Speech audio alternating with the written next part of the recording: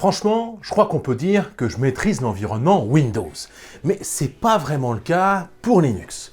Aujourd'hui justement, on va en parler. Pour apprendre, pour me perfectionner et donc pour vous aider, je vais tester 8 actions que je fais quotidiennement sur mon PC Windows. En gros, on va voir si honnêtement et simplement, je pourrais réaliser ces actions sous Linux.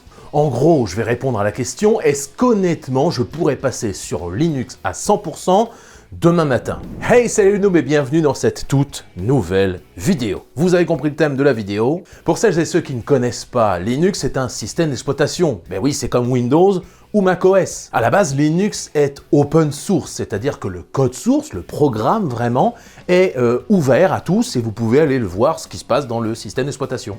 Ce qui est cool avec ça, c'est que chacun ou chacune peut prendre ce code source et le modifier pour en faire sa version de Linux. On appelle ça une distribution. On peut parler de Red Hat, SUSE, CentOS par exemple, Ubuntu, qui est la plus connue des distributions certainement, Zorin OS, Mint, enfin voilà, je vais pas tous vous les faire.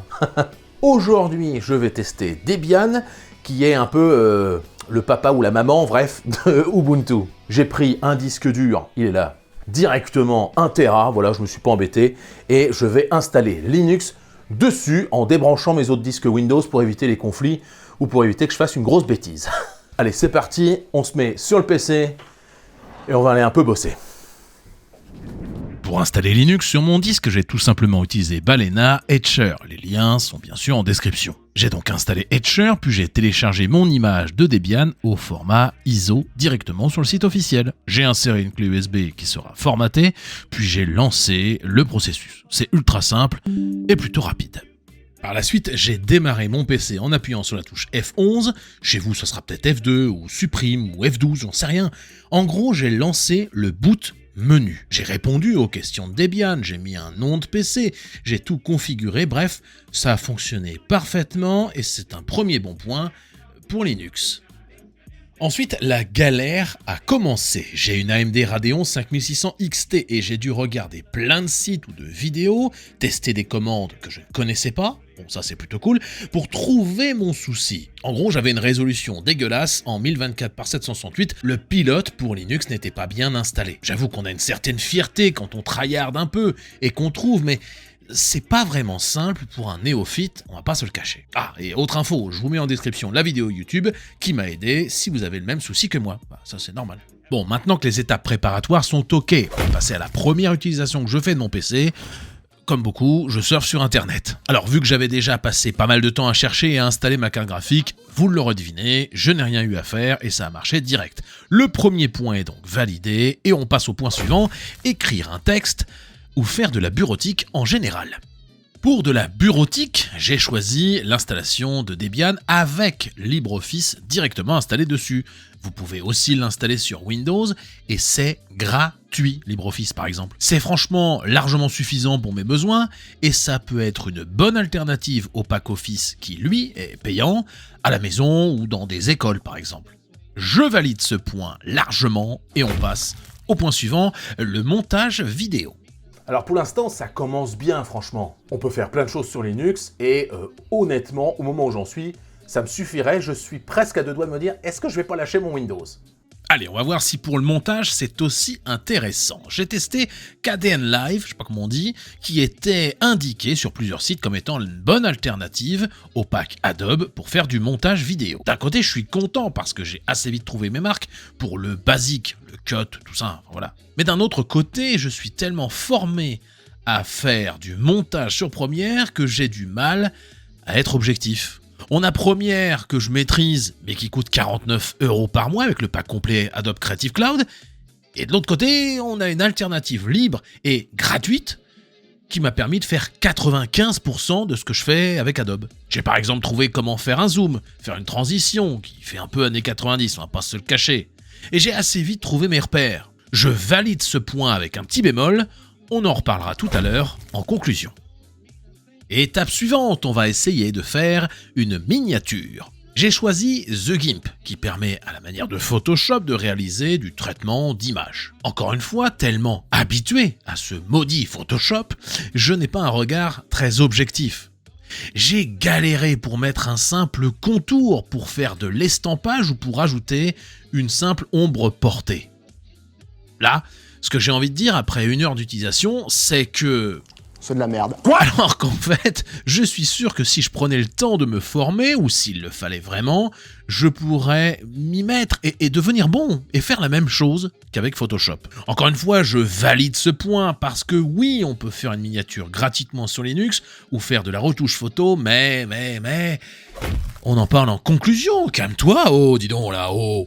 Au niveau des mails, je suis totalement convaincu. J'ai installé Thunderbird, un concurrent d'Outlook, qui s'installe aussi sur Windows, je vous le dis, voilà. C'est un autre logiciel de la fondation Mozilla, qui font Firefox par exemple, et là en revanche, je n'ai rien à dire, voilà. C'est parfait, et ça fonctionne très bien. Et en 30 secondes, j'ai pu ajouter ma boîte mail salutenoob.fr. C'est donc validé, on passe au point suivant, dans 3, 2... Non, c'est chiant, on enchaîne. Pour le point suivant, je ne vais pas me faire que des amis. Vraiment. Je vous fais le topo. La grande majorité des jeux qui sortent sont pour Windows parce qu'aujourd'hui, à la maison, les gens ont en grande majorité du Windows, puis du Mac, puis environ avec 3% du Linux. Il est possible de jouer nativement sous Linux, c'est vrai, mais les jeux compatibles, par exemple sur Steam, ne sont pas vraiment nombreux. On s'aperçoit bien vite que le catalogue n'est pas si grand que ça sur Steam. La plupart des jeux ne sont compatibles que Windows, parfois Windows et Mac, et parfois encore plus rarement Windows, Mac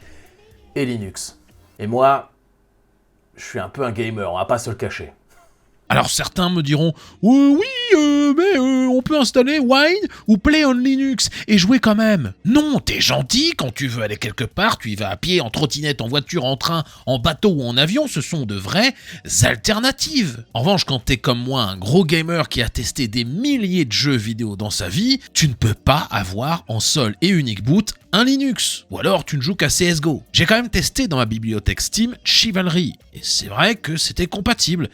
Bon, du coup, j'avais pas de son, ça commence bien. J'ai ensuite testé les jeux sur Linux intégrés. Bon, comment dire, on a fait des trucs depuis, je vous laisse seul juge. En résumé, est-ce qu'on peut jouer sur Linux ? Oui. Avec Linux en direct ou avec Wine. Est-ce que l'ensemble des jeux sont compatibles ? Non, clairement pas.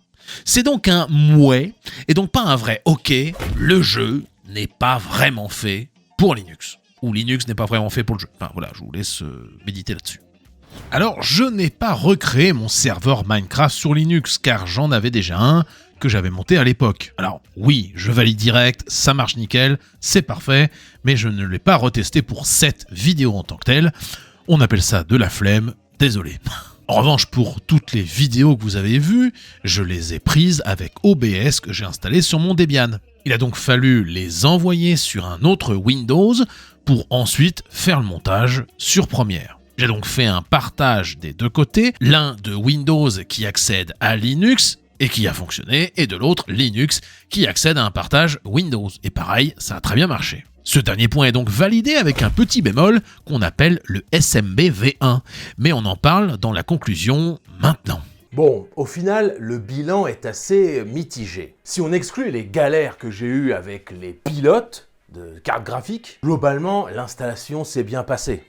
Et elle aurait été, je pense, encore plus simple avec un Ubuntu qui est vraiment la distribution la plus accessible, si je peux dire. J'ai dit que j'avais fini avec ces trucs de... Grâce à Internet et aux nombreuses sources d'informations, forums, vidéos YouTube, etc., j'ai pu avancer sur mon problème et trouver...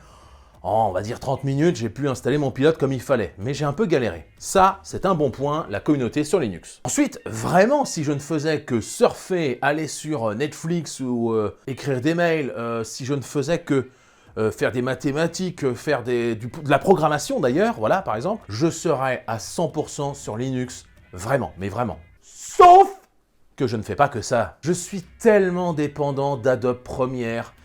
Pour mes vidéos, ça fait des années que je l'ai. J'aurais du mal à me passer de Photoshop. On va pas dire que je le maîtrise, mais je me débrouille plutôt bien sur Photoshop pour faire mes miniatures. Et voilà, je ne pourrais pas m'en passer. Mais c'est mon problème, c'est pas forcément le vôtre. Mais le gros point noir pour moi, je précise pour moi, c'est pas forcément votre cas à vous, ce sont les jeux vidéo. Alors j'avais fait une vidéo sur Linux, les 11 bonnes raisons de passer à Linux, et honnêtement dans les commentaires, plein de monde m'a dit « Ah ouais, mais les jeux, en fait, tu dis n'importe quoi, on peut jouer à tout maintenant, etc. » C'est pas mon avis. Voilà, franchement, je vous le dis, c'est pas mon avis. Quand il faut sur Linux installer un module qui s'appelle Play on Linux, ou Wine, ou bon bref, quand il faut installer un logiciel qui va émuler, faire une sorte de machine virtuelle d'un Windows pour jouer, non les mecs, arrêtez, Les performances sont moindres, alors oui, ça peut dépanner sur un petit jeu, mais je suis trop un gamer pour passer à 100% sur Linux. En quelques mots, Linux pour mon utilisation, c'est ma vision à moi, vous n'êtes pas obligé du tout d'adhérer, et si vous êtes sur Linux et que vous êtes bien, restez-y, il n'y a aucun souci. Pour mon utilisation de tous les jours, donc, ce n'est pas adapté. Parce que je suis trop dépendant d'Adobe, je suis trop dépendant des jeux vidéo, sinon pour tout le reste, franchement, ça pourrait le faire.